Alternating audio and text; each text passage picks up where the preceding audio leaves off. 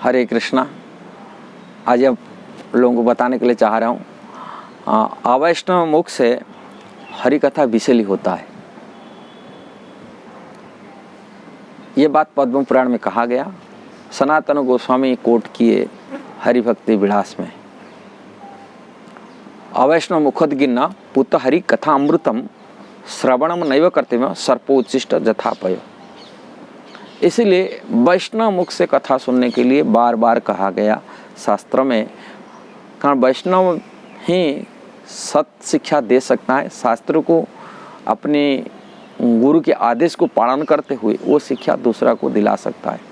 जो वैष्णव परंपरा में नहीं हो कि वैष्णव दीक्षा गुरु शिक्षा गुरु यदि ग्रहण नहीं किया वैष्णव से, तभी वो मनमाने ढंग से कहने वाले लोग, अवैष्णव लोग भले ही हरि कथा कह रहे, वो हरि कथा विषैली हो जाता है। लोग उसी विषैली कथा सुन कर भगवान प्रति जो शुद्ध भक्ति वो सुप्त हो जाता है और शुद्ध भक्ति बर्बाद हो जाता है अपनी। जैसा हम कहा जाता क्या, उनकी शुद्ध भक्ति का जो है मूल मान पूरा खत्म हो जाता है, जैसा ही पूरा नष्ट हो जाता है, छिन्न विचिन्न हो जाता है, खत्म भी हो सकता है पूरी भक्ति का।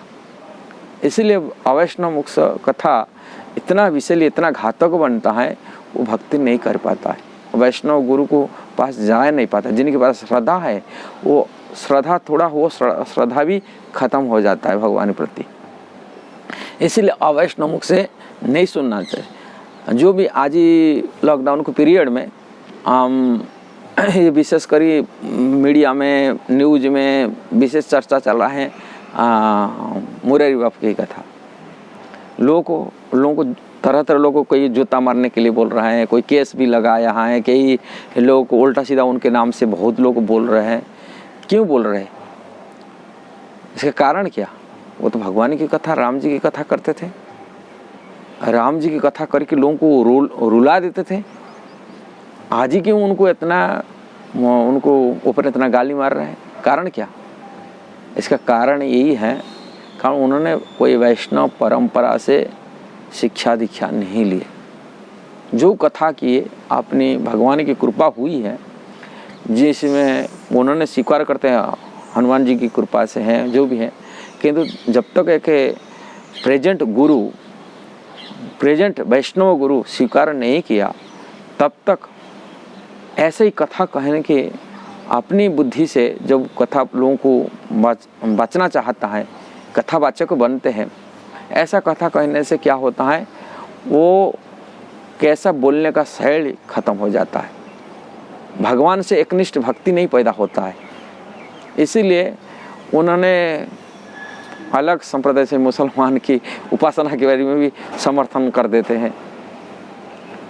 अब भगवान को एक साधारण दारू पीने का वाला साथ तुलना कर देते हैं। साक्षात भगवान बलराम जी है, उनको दारू पिलाने वाला साथ तुलना कर देना ही है। वो कौन सा दारू पीते थे, ये जानकारी नहीं है उनको बारे में। दारू पीने वाला साथ तुलना करना, 24 घंटा वो शराब पीते थे ऐसे ही बोलना, ये बहुत बड़ा अपराध है। भगवान साक्षात है, वो धरती पर लीला कर रहे हैं, जो लीला अप्राकृत संसार की जीव जैसा लीला नहीं है, वो दिव्य लीला, वो दिव्यता लीला को समझने के लिए के आध्यात्म के जो वैष्णव गुरु से हमको समझना चाहिए। बलदाऊ जी वास्तविक पीते थे, क्या पीते थे? मधु पीते थे, शायद उनके बलदाऊ जी का प्रमुख होता था, शायद राधा रानी भी पीती थी, शायद पिलाते थे वहाँ उनको। शायद कोई मधु को मादक द्रव्य से शराब जैसा कहा गया। शराब नहीं, तथा जो अल्कोहल आजकल जो तथाकथित अल्कोहल पीते थे भगवान, कोई सड़ा हुआ चीज़ पीते थे, ऐसा नहीं है, वो मधु पीते थे। अब बलदाऊ जी के आज भी हमारे इस्कॉन में मंदिर में हमेशा मधु माने हनी शायद भोग लगता, हमेशा रेगुलर रोज न लगता, क्यों वो शायद पीते थे, उनका पसंद चीज़ है शायद पीने का। और शायद को उन्होंने अल्कोहल दारू के साथ तुलना कर दिया, नशीली चीज़ से तुलना कर दिया। ये बहुत बड़ा है, कारण इसी वैष्णव आचार्य से सुनने से शब्दों को अर्थ समझ पाएंगे। शास्त्र में कई जगह लिखा है काम वासना भगवान गोपियों के साथ लिखा है। वो काम भौतिक कामना नहीं है, भौतिक जैसे इंद्रिय तृप्ति जनित तो काम वासना वहाँ गोपियों की नहीं है। ये आध्यात्मिक काम मतलब वो शुद्ध प्रेम है। कृष्णदास कविराज गोस्वामी इसकी व्याख्या चैतन्य चरितामृत में का है। क्या अंतर है? बोले सोने लोहा के जैसा अंतर है, इतना अंतर है काम और प्रेम के अंदर में, गोपियों के अंदर में। निज इंद्रिय पृथ्वीवांछा धारे तारा नाम काम, कृष्ण इंद्रिय पृथ्वीवांछा धारे तारा नाम प्रेम। अपनी इंद्रिय तृप्ति की वासना जब तक होता है तब तक उसका नाम होता है काम कहा जाता है। और गोपियों के अंदर अपना इंद्रिय तृप्ति की वासना नहीं रहता है। अपनी इंद्रिय तृप्ति होता है, अपनी भी परिवार था, अपनी पति था, अपनी शादी विवाह किए थे, अपने कृष्ण से क्या अटैचमेंट है जाना, क्या कारण? को अपनी इंद्रिय सुखों को त्याग किया, परिवार को, लाज्या, शरम, वेद धर्म, जाति धर्म, समाजी धर्म, रीति रिवाज, वैदिक धर्म को सबको त्याग कर वो कृष्ण के शरण में जाते, कृष्ण के सुख के लिए उन्होंने भागे थे। इसको प्रेम कहा जाता है। अपनी सुख को छोड़ दिए, देह सुख, परिवार सुख, समाज सुख, लज्जा, शरम, धैर्य सब कुछ त्याग किए। वहाँ काम उनका नहीं है, जैसे इंद्रिय जनित सुख है वो नहीं है, वो कृष्ण को सुख को देखते थे। ये है भक्तों की, वैष्णव की विचारधारा। हमारा आचार्य लोग समझाए उनको बहुत ही संतर काम सत्य कामी विचार रखने लेने से ये अपराध होता है। और उन्होंने तुलना कर दिए भगवान की पार्षद परिकर जो द्वारिका वासी हैं, और द्वारिका वासी सराय के साथ तुलना कर दी। वो भगवान के द्वारिका के पार्षद जो थे वो हम लोग जैसा नहीं है। भगवान के साथ लीला कर रहे हैं, लीला हो, ड्रामा है, लीला कहा जाता है। एक फिल्म बनता है जैसे दिखाने के लिए लोगों को, ये तो भ्रम में डालने के लिए हम लोगों के लिए। वो लीला को देखकर ही हम लोग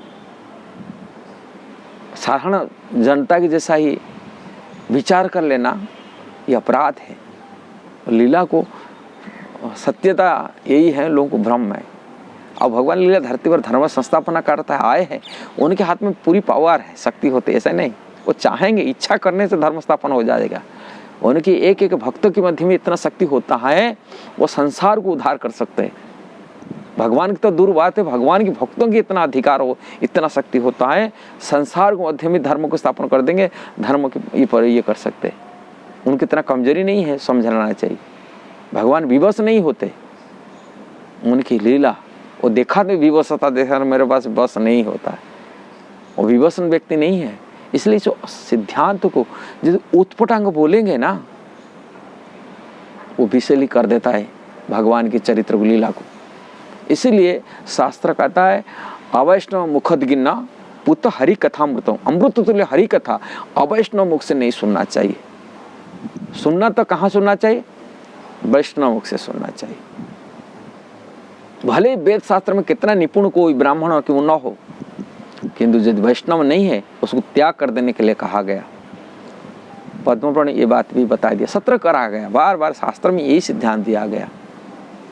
सत्कर्म निपुण वेदा मंत्र तत्र विशारदा अवैष्णव गुरु स्यात्, ऐसा गुरु को त्याग कर दो। सोपच वैष्णव, चंडाल परिवार में जन्म हुआ, कुत्ते मांस भोजन परिवार जन्म हुआ, यदि वैष्णव है उनको गुरु ग्रहण करने के लिए कहा। अवैष्णव मुख गुरु स्वीकार रूप में शिक्षा ग्रहण निकला। लोग जनता है, मूर्ख है, इसलिए आप लोगों को हम अनुरोध करते हैं ये वीडियो को ज़्यादा से ज़्यादा शेयर करिए, लोगों को शिक्षा मिले, समाज में कल्याण हो। कहाँ से सुनना चाहिए? हमेशा देखना चाहिए वैष्णव परंपरा होना चाहिए। वो वैष्णव चार संप्रदाय मध्य में है कि नहीं वो व्यक्ति। एक श्री संप्रदाय जो रामानुज के कलयुग में आचार्य हुए, दूसरा संप्रदाय ब्रह्म संप्रदाय जो ब्रह्मा जी के द्वारा परंपरा में आए हैं, उन्हीं परंपरा में आचार्य हुए, माधवाचार्य हुए, और भगवान चैतन्य उसी परंपरा में आए थे। तीसरा संप्रदाय रुद्र संप्रदाय जो शिव जी की परंपरा में आए हैं, उन्हीं परंपरा में आचार्य हुए विष्णु स्वामी कलयुग में, जिन्हीं परंपरा में बल्लभाचार्य आदि अनेक वैष्णव हुए, पुष्टि मार्गी वैष्णव कहा जाता है। चौथा संप्रदाय प्रामाणिक संप्रदाय हिसाब से कहा गया वो है कुमार संप्रदाय, चतुर कुमार के। उन्हीं संप्रदाय में आचार्य कलयुग में हुए निम्बारक आचार्य, उन्हीं परंपरा में निम्बार्क, ये चारों संप्रदाय के यदि वैष्णव नहीं है उनके मुख में कभी हरि कथा नहीं सुनना चाहिए। यदि हरि कथा में ऐसे ही सुनेंगे, हम उत्पटंग ज्ञान ग्रहण करेंगे, हमारा भक्ति, शुद्ध भक्ति जो सुप्त अवस्था पड़ा हुआ है वो जागृत नहीं हो सकता। भगवान के चरण अपराध करके हम भक्ति में नष्ट भ्रष्ट हो जाएंगे, सर्वनाश हो सकता है। इसीलिए है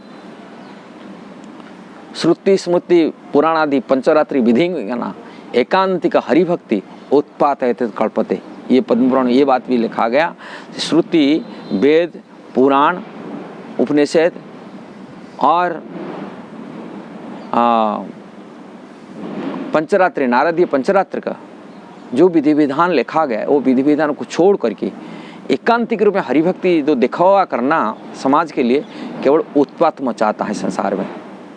इसलिए वैष्णव की गुरु ग्रहण करना चाहिए, वैष्णव मुख से सुनना चाहिए, भले वो कितना बड़ी व्यक्ति क्यों ना हो, कितना बड़ी भावुक व्यक्ति क्यों ना हो, और कथा कितना मनोरंजन क्यों ना हो, किंतु उनके मुख से नहीं सुनना चाहिए, हमको बर्बाद कर लेगा। जरूर शेयर करना, जरूर लाइक करना और जरूर बताना, संसार समाज के लिए करना चाहिए, बहुत जरूर। आपको नया नया टिप्स मिलता रहेगा, शेयर जरूर करना। हरे कृष्णा।